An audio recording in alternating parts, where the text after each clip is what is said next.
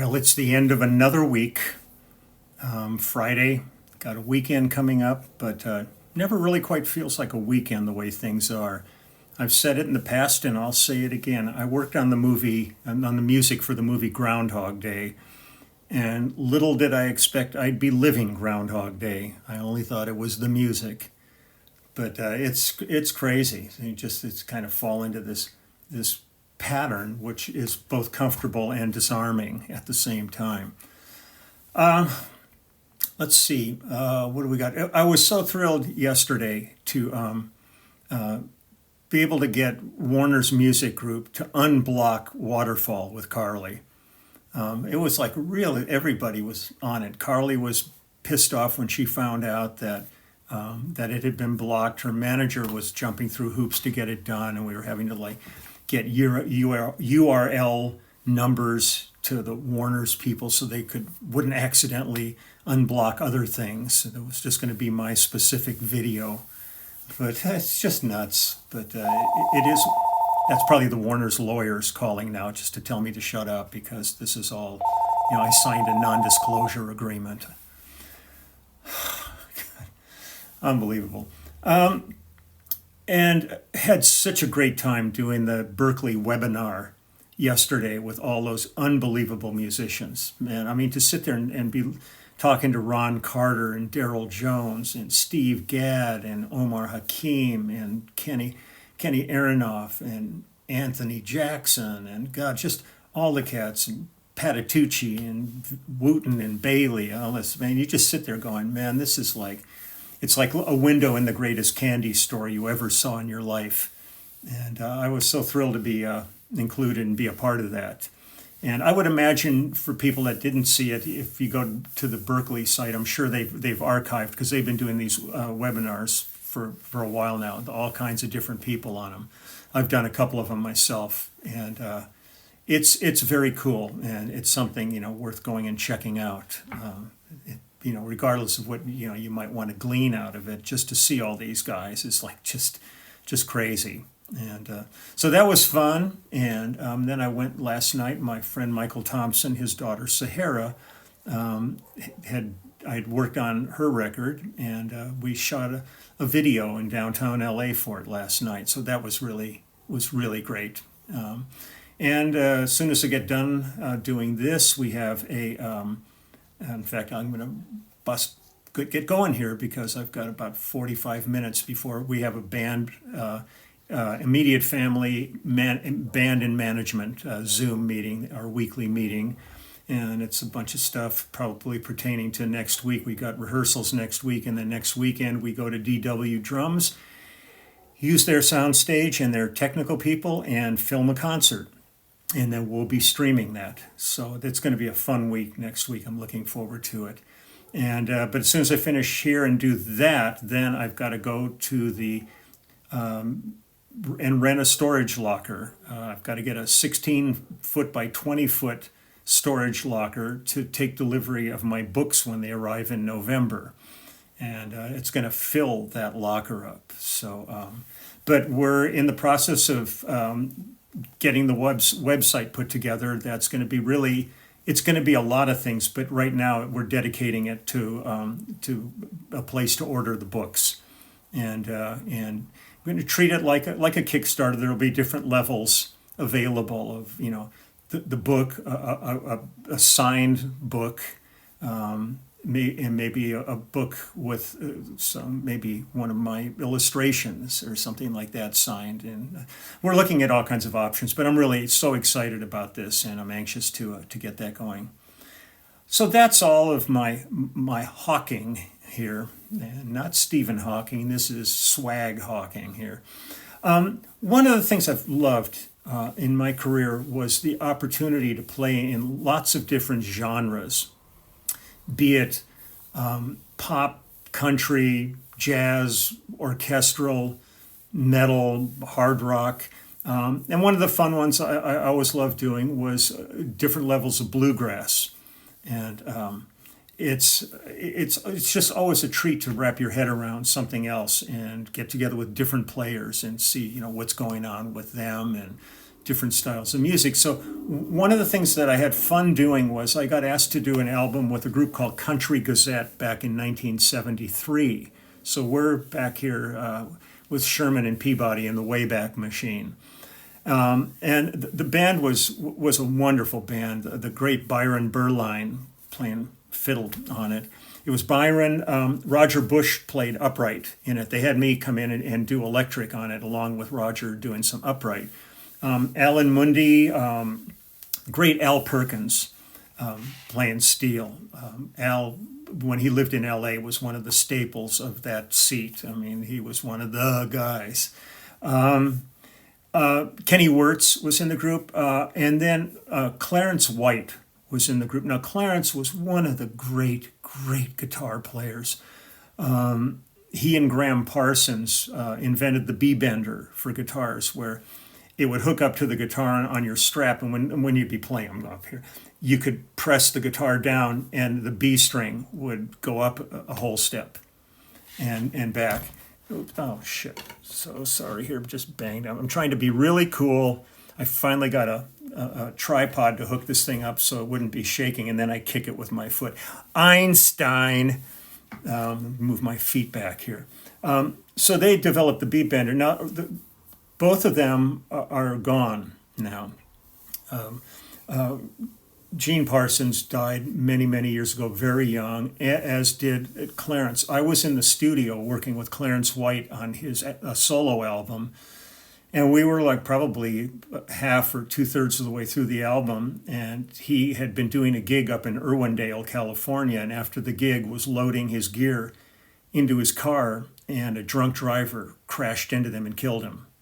And it was the most terrible thing to come to the studio the next day, and they said, Clarence got killed last night. And that's happened to me 3 times now during my career. There was a great old orchestra conductor named Percy Faith. It was Percy Faith and his orchestra. And I had done one album with him, and then we went in the studio and we're doing another album. And Percy was older, and we got to the studio and we were pretty well finished up with this album. We got in for our last tracking day, and the contractor, I think, came in and just said Percy had passed away the night before. And it's just shocking. I was doing a Christian project out here in LA. I can't remember the name of the group at this point or who the producer was. It was a long time ago. But there was a massive car crash up north of, I think it was on the 5 freeway out here, out of town. But it was this massive car crash, and one person died in the car crash. All these, I mean, there were probably 30, 40 cars all piled up in fog, and one person died, and it was the producer of this project. So when we got to the studio the next day, they said, it's just like unbelievable. So not to be morbid, but it was sad. So it was Clarence White, though. Clarence was really magic, and if you want, look up Clarence White. There's stuff about him on the internet and on YouTube, man. It was great. And then the last member of this, who I had really a wonderful relationship for all these years, is Herb Pedersen. Now, Herb Pedersen, we did like some of my post TV shows together. Herb did all kinds of things, and then he had hooked up with Chris Hillman. And Chris Hillman was, from, oh God, please hold on 1 minute. This thing's just, my story's getting too long, and I am timing out here. Oh, please, don't do. Yeah. Yes. What the hell? Oh, sorry. One. Okay. I mean, I'm really sorry. This is just, I'm just pathetic. Okay. Sorry. Herb Pedersen. So he had hooked up with Chris Hillman. Now, Chris Hillman was in the Byrds. He was also in the Flying Burrito Brothers. And eventually, the two of them had hooked up and formed the Desert Rose Band. And they had quite a bit of critical and commercial success with the Desert Rose Band. And the two of them still go out together and work along with John Jorgensen, who was part of the Desert Rose Band, who's just one of the more amazing guitar players around. So this is all kind of a la bluegrass vibe. So I'm going to play something by the Desert Rose Band, and then I'm going to play something by Herb on his solo record that we did. And then there's a little special thing after that that I'll show you that's kind of blows my mind. So let's get started here before this all screws up one more time. Sorry, just the genius that I am here. I'm going to bump us up to full screen here. And this is Country Gazette doing Elton John's Honky Cat.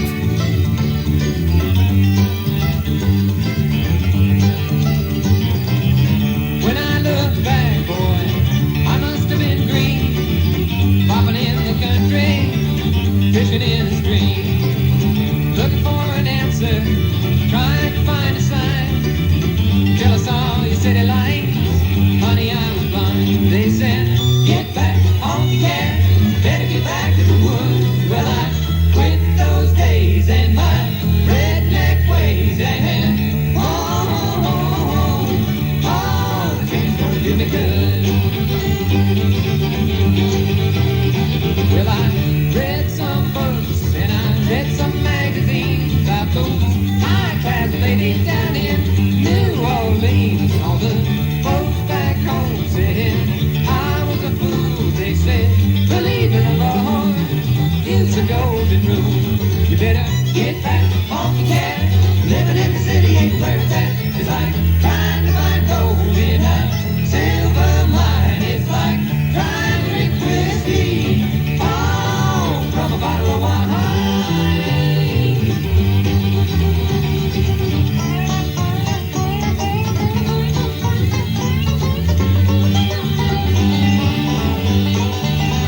They said, stay at home, boy, you gotta tend the farm. Living in the city, boy, is gonna break your heart. How can you stay when your heart says no? How can you stop when your feet say go? Then get back, honky cat, better get back to the woods. Well, I quit those days and my redneck ways, and the change gonna do me good. You better get back, honky cat. Living in the city ain't where it's at. It's like trying to find gold in a silver mine. It's like trying to drink whiskey, oh, from a bottle of wine.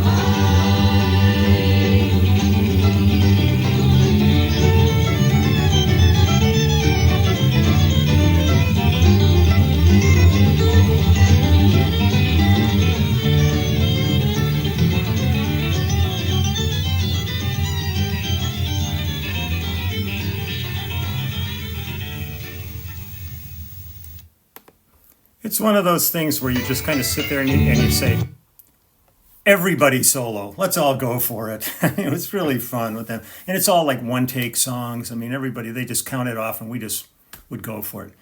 So Herb Pedersen was part of Country Gazette, and then Herb did his solo album. Now, Mike Post, I believe, produced this album. I remember we cut this in Studio 3 at Western Recorders. I think Mike Baird is playing drums on this. I'd have to go back and find the album to get all the credits. I didn't do my homework today. But this just goes to show a great song is a great song no matter how you approach it. And this was one of my very favorite Beatles songs. And then when Herb said, let's do this here, let's do it on this, I just went, yeah, let's go for it. And we came up with this arrangement, and I do love this. So here we go. You'll recognize the song.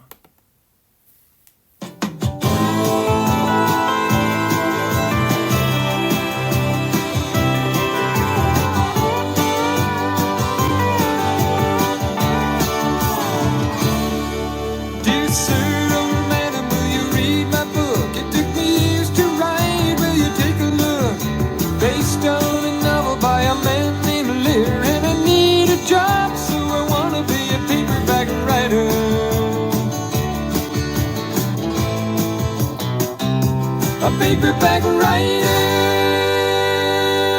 It's a dirty story of a dirty man and his clinging wife.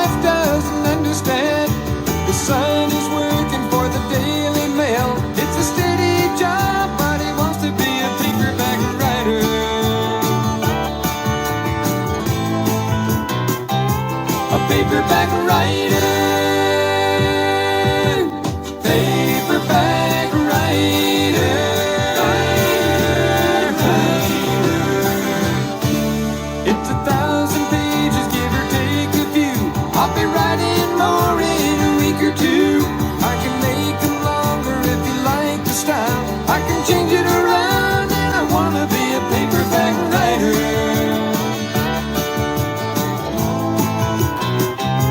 A paperback writer. If you really like it, you can have the rights. It can make $1 million for you overnight. If you must return it, you can send it here. But I need a break, and I wanna be a paperback writer.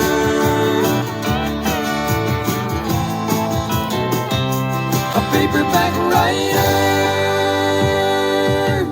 Paperback writer.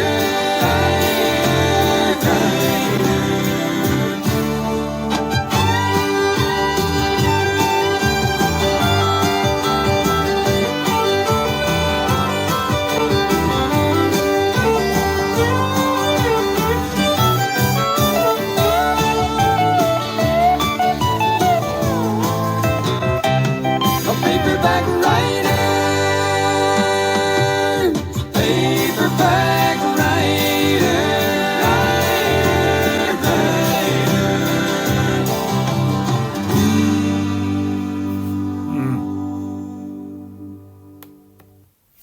That was back in the 70s also that we did that. And then I've posted this video a number of times on my Facebook page, just because I find the musicianship on this. This is back, it's Doyle Lawson and Quicksilver, and the song's called Blue Train, as you can see on the screen. And this was back in 2012. But the first time I saw this, I just kind of went, are you kidding me? The musicianship, the vocals, this is just like as good as this stuff gets. But I just love all genres. And one of the things that I'm enjoying on this channel is that there's people that'll come on after I play something like in one genre, and people come on and go, oh God, I love that period of music. And other people will come on and go, that's not my thing. And that's what I love about it, because it's the diversity of music. It's I've talked about it before. You go to an art museum, and one person could be standing in front of a painting having the most emotional experience, tears running down their face, and somebody else is standing right next to them going, what a piece of crap, I don't get it. That's the beauty of the arts, is it's completely subjective. So you just never know what's going to hit you. So I'm trying to throw up as many varieties of things that I've worked on as I can, just to let people maybe discover Herb Pedersen, or go back and listen to some more Country Gazette, or a lot of these things. But I'm going to be coming back. I still have more Phil Collins songs to do, more Toto stuff to do, more Lyle Lovett. I'll do some more James Taylor and some Ronstadt, and I might go back and pull out. Oh God, there's so many different things. I finally downloaded a list from, I think, All Music, or one of those things of all a lot of the albums that I've worked on.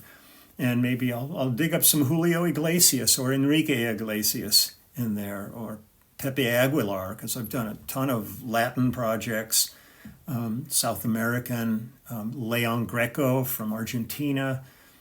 So I'm going to do that. But let me play you this. This is just kind of one of those things where you sit there and you go, holy crap. I'm going to open this up so you can really see these guys play. So, Doyle Lawson and Quicksilver. First, the ads.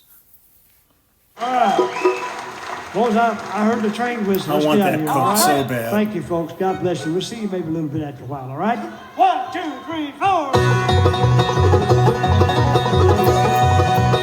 Tempo, man.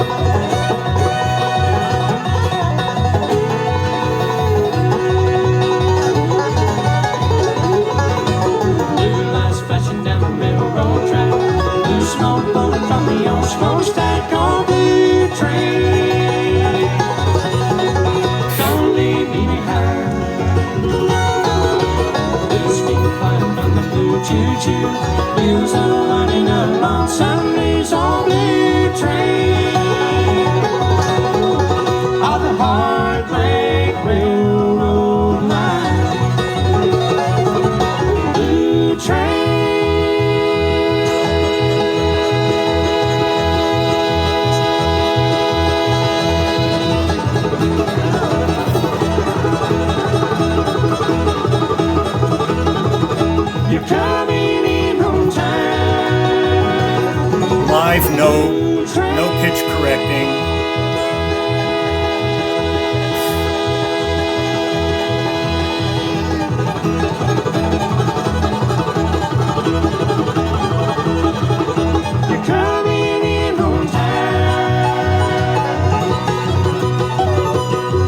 just lost that darling of mine.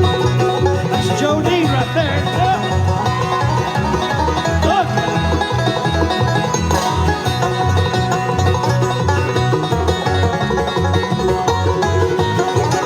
Jason Berry played the fiddle. I love a fiddle.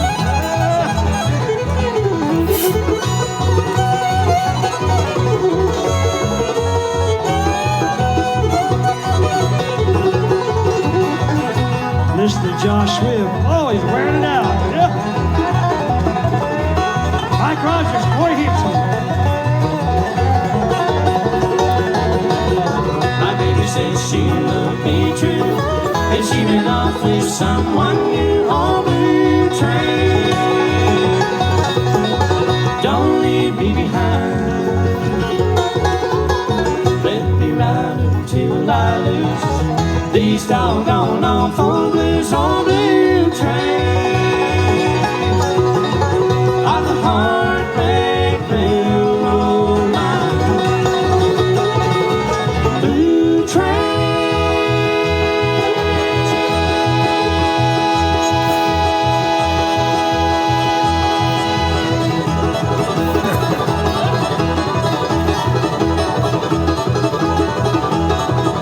You're coming in on time. Blue Train.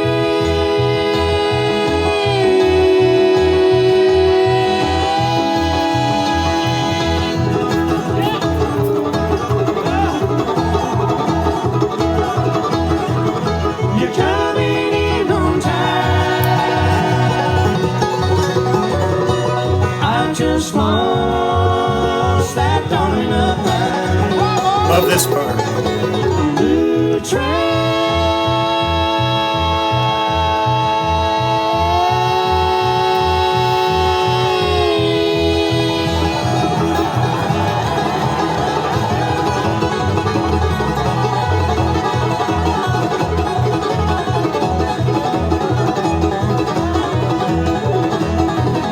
You're coming in on time. Blue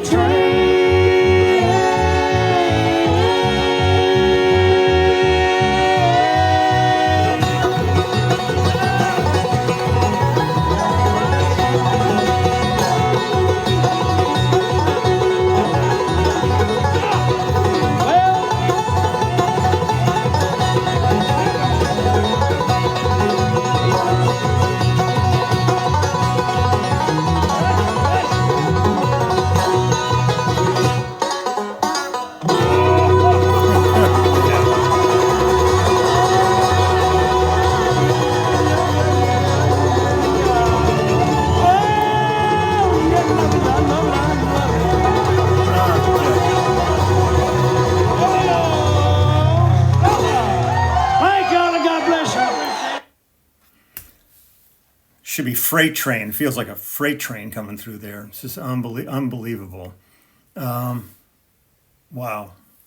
Just there's so many. There's been a number of these amazing bluegrass bands that you just kind of sit there. The harmonies, the tight harmony, and none of it's pitch correcting, playing to track or anything like that. These are just badass players.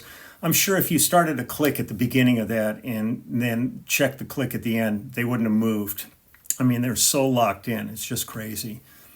So I think that's it. And again, thank you, Carly, for getting me in touch with your manager, and the manager getting in touch with Warner Group and jumping through a bunch of hoops and finally getting the URL number from my video, because Warner's did not want to unblock anything except the one thing I was doing. They've got the lid on it tight.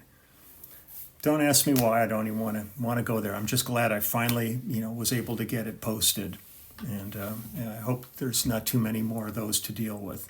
It was just a fortunate situation that I know how to reach some of the artists so that I can go directly to them, because they don't know any of the stuff that's going on that the companies do, and they're usually shocked. It's like when I've been doing like album projects that are, fundraiser for like famine relief and things like that. And then you find out that they asked so-and-so to do it and they said no.